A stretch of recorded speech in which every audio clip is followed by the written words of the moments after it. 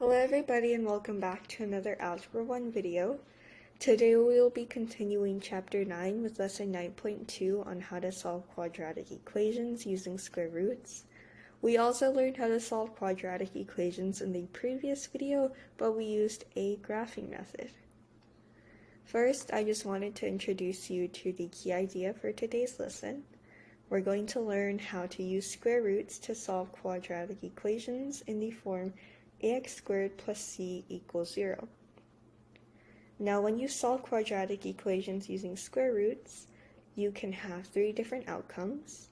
You can solve x squared equals d by taking the square root of each side. So first, when d is greater than 0, x squared equals d has two real solutions, x equals plus or minus square root d.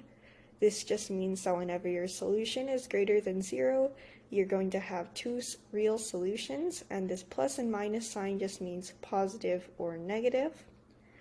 When d is equal to 0, x squared equals d will just have one solution, which is 0. And lastly, when d is less than 0, x squared equals d will have no real solutions, since you cannot square root a negative number. Let's get started with our very first example. We're going to solve 3x squared minus 27 equals 0 using square roots. Looking at the equation, it looks like a multi-step equation that we would have solved in Chapter 1, except this time we're going to add an additional step of using square roots to isolate x. So given that this is a multi-step equation, let's just use all the inverse operations that we learned previously and apply it to this problem. First, you want to undo the subtraction. So to do that, you would add 27 to both sides. 27 would cancel here. And then that would leave you with 3x squared equals 227. Now you would want to divide both sides by 3. And 3 would cancel. That would leave you with x squared equals to 9. And now we're going to introduce our newest step of using square roots. To undo x squared, you want to square root both sides. And by square rooting x squared, that would just leave you with x equals to plus or minus square root 9. With perfect squares, we know that square root 9 would just be 3. So your final solutions would be x equals to plus or minus 3. And the reason why you need to put this plus and minus sign in front of your solution is because both positive 3 squared and negative 3 squared would give you 9. So just to make sure that you're including all possible solutions, make sure that whenever you're square rooting your solution, you're adding a plus or minus sign in front. Here's example 2. We're going to solve x squared minus 10 equals to negative 10 using square roots. Again, this is just like any multi-step equation. I'm going to try and isolate x by first undoing any subtraction. To do that, I would just add 10 to both sides. And if you add 10 to both sides, 10 would cancel. And 10 would also cancel over here because negative 10 plus 10 would just equal to 0. And so that would give you x squared equals to 0. To isolate x, you would just square root both sides to undo your x squared. And square root of 0 would just be 0. So your final solution would just be x equals to 0. Here is another example. We're going to solve negative 5x squared plus 11 equals 16 using square roots. Again, we're going to use inverse operations to solve our equation. So since this is multi-step, I'm going to first undo this addition of 11 by subtracting 11 from both sides. 11 would cancel, and then 16 minus 11 would just give you 5. That would leave you with negative 5x squared equals to 5. And now you would want to divide both sides by -5 to isolate x. 5 divided by -5 would give you x squared equals to -1. And then to isolate x, you would want to square root both sides to undo this x squared. But looking at what we're trying to square root on the other side, it's actually a negative number. And we know that we can't square root a negative number because there is no possible way for you to square something and for it to give you a negative number. Even if you were to square a negative number, it would still be +1. And so, if you're ever trying to square root a negative number, it would be no solution. Here is another example for us to try. We're going to solve x minus 1 squared equals 25 using square roots. Now this problem might look a little bit different because this time we have an entire expression that is squared, but you're still going to use the same exact process of using square roots to solve it. So first I want to square root both sides to get rid of this x minus 1 squared. So when you square root both sides, this would cancel out your squared, and that would just leave you with x minus 1 equals 2 plus or minus 5. Remember that square root 5 is just 5. And also remember to include your plus or minus sign in front of your solution, because positive 5 squared can equal to 25, but so can negative 5 squared. And now that you have your squared canceled, you can go ahead and add 1 to both sides.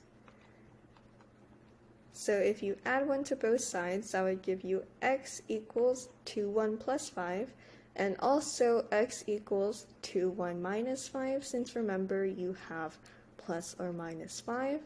And all you have to do is simplify those two equations.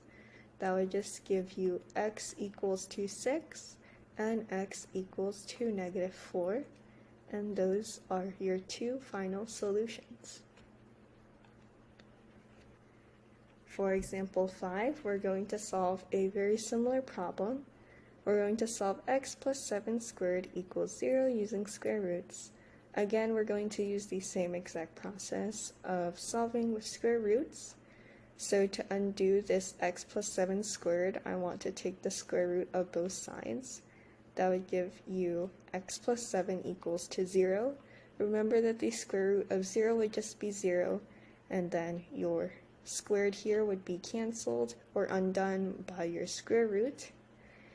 And now to isolate x, you would just subtract 7 from both sides, and your final solution would be x equals to -7. Another problem very similar to the last one, we're going to solve 4 times x minus 3 squared equals 9 using square roots. Now this is a little bit different because we see we have a number in front of the expression that is being squared. That's alright, we're still going to use all our same inverse operations. So rewriting our problem, I'm going to go ahead and first cancel out this 4 that is being multiplied by dividing both sides by 4. Your 4 would cancel here, and that would just give you x minus 3 squared equals to 9 over 4. And now you want to undo your squared right here just by square rooting both sides. And when you're square rooting a fraction, think of it as you're square rooting the numerator and also square rooting the denominator. Both of these are perfect squares, so this would just equal to 3 over 2. And so you would have x minus 3 equals 2 plus or minus 3 over 2. And now you can just simplify these two equations, first by adding 3 to both sides. And so you would have x equals to 3 plus 3 over 2, and also x equals to 3 minus 3 over 2. And to simplify this, you would want to make a common denominator so that you can add this all out. This would just be 3 over 1, so to get a common denominator of 2, I'm just going to divide this by a factor of 2 over 2, and that would give you 6 over 2 plus 3 over 2, which would just equal to 9 over 2. As for 3 minus 3 over 2, again, this is just 3 over 1, so this would still be 6 over 2 minus 3 over 2, and that would simplify to 3 over 2. So your two solutions would be x equals to 9 over 2 and x equals to 3 over 2. Here is one more example for us to try. We're going to solve 2x plus 1 squared equals 35 using square roots. Now first, I want to undo this squared right here by square rooting both sides. So if you do that, you would get 2x plus 1 equals to plus or minus square root 35. 35 isn't a perfect square, and it doesn't simplify into anything, so you can just leave square root 35 as is.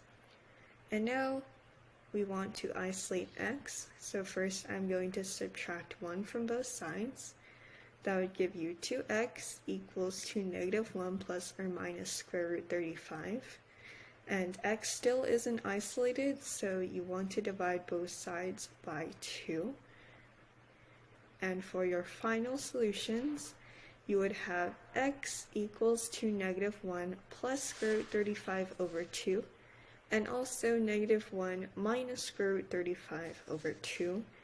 And you can't really simplify this into anything more, so it's totally fine if you leave your answers as so. Lastly, we're going to end today's lesson with a real-life application problem. So we have that a touch tank has a height of 3 feet.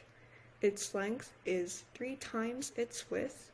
The volume of the tank is 270 cubic feet. Find the length and width of the tank.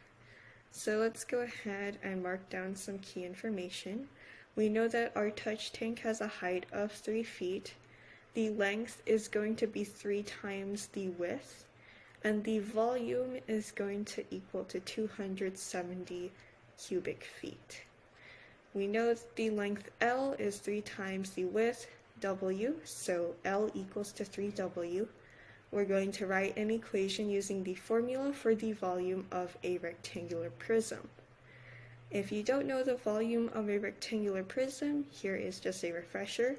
It's going to be V, or volume, equals to LWH, so it would just be length times width times height. And then we can just plug in what we know into this formula. We know that V, or the volume, is going to be 270 cubic feet. And then as for length, remember here that length equals to 3W, or 3 times the width. So I would just substitute L with 3W. The width, we don't know what it is, so we would just leave it as W. And we know that the height is 3 feet, so plug in 3 for your H. And now this is going to be your equation. I'm going to go ahead and simplify this entire side just by multiplying everything out. This would give you 3W times W, that would be 3W squared, and then 3W squared times 3 would just equal to 9W squared. And so simplified, it would be 270 equals to 9W squared. This looks like a equation that we can solve with inverse operations. So first, to isolate W, I just want to divide both sides by 9. So 9 would cancel on this side, and 270 divided by 9 is just 30. And so you would have 30 equals to W squared. And to undo the W squared, you would want to square root both sides. And so you would get that W equals to plus or minus square root 30. Given the situation, it wouldn't make sense to have a measurement that is negative. So in this case, we're going to use the positive solution of width equals to square root 30. Now for our answer, we're trying to find the length and width of the tank. our width would just be square root 30. And if you plug that into a calculator, it would be approximately 5.5 feet. As for the length, remember that it is 3 times your width. So it would be 3 times square root 30. And that would just simplify to approximately 16.4 feet. That is it for today's video. Thank you so much for watching. If you ever have any questions about any of the problems that I do in these videos, please feel free to reach out to me at kaylin.david@gmail.com. Also, all information regarding tutoring, lesson requests, and additional practice can be found below as always. Thank you again for watching, and I hope to see you in the next video.